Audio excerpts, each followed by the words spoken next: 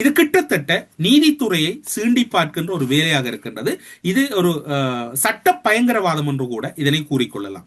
சட்டம் தெரிந்ததென்றதற்காக எல்லா விடயத்தையும் சட்ட ரீதியாக அணுகுவதும் அல்லது அது தொடர்பில் விமர்சனங்களை முன்வைக்கின்ற போதும் ஒரு நீதிபதி அந்த பொறுப்புக்கு செல்லுகின்றார். அதுதான் இங்கு இருக்கக்கூடிய சிக்கலாக இருக்கின்றது. இறுதியாக கணக்காளர் நாயகமாக இராணுவ அதிகாரிக்கு வாக்களித்தது கட்சி குறிப்பிட்டிருக்கின்றது.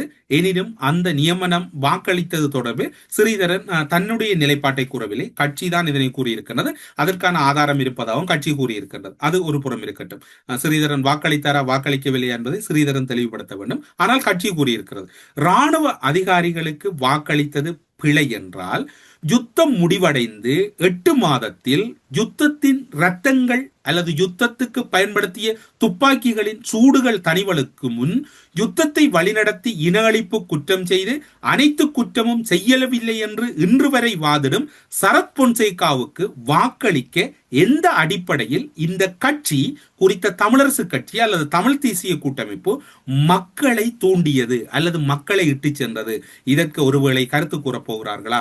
மஹிந்த ராஜபக்சவை தோற்கடிப்பதற்கு சரத் பொன்சேகாவை பயன்படுத்தினோம் என்று ஸ்ரீதரன் என்பிபி அரசால் நியமிக்கப்படும் பிரதிநிதிகளுக்கு வாக்களிக்கின்றார் என்பது மற்ற குற்றச்சாட்டாக இருக்கிறது. இன்னும் ஒரு குற்றம், அது பிழை என்பதால் கரைதுரைப்பற்றில் என்பிபி ஆட்சி அமைப்பதற்கு இலங்கை தமிழரசு கட்சி ஐவர் கை உயர்த்தியதை எந்த வகையில் கூறப்போகிறீர்கள்? அதற்கு சிவஞானம் ஒரு விளக்கம் கொடுக்கிறார், சுமந்திரன் ஒரு விளக்கம் கொடுக்கிறார். ஒட்டுமொத்தத்தில் அந்த வாக்களிப்புக்கு முதல் நாள் டெலோ அமைப்பின் தலைவர் செல்வம் அடைக்கலநாதன் பதில் செயலாளருக்கு பலமுறை தொலைபேசி அழைப்பு எடுத்த போதும் அந்த பதில் செயலாளர் அந்த தொலைபேசி அழைப்புக்கு பதிலளிக்காமல் இருந்தமையை எந்த அடிப்படையில் இங்கு கூற வருகிறீர்கள்? அப்படியாயின் கரைதுறை பற்றும் இதுவும் ஒன்றல்ல, அது பெரிது இது பெரிதென்றால் இன்று முல்லைத்தீவு மாவட்டத்தில் இருக்கக்கூடிய கூட்டுறவு சங்கம் ஒன்றும் என்பிபி அரசிடம் சென்றிருக்கின்றது.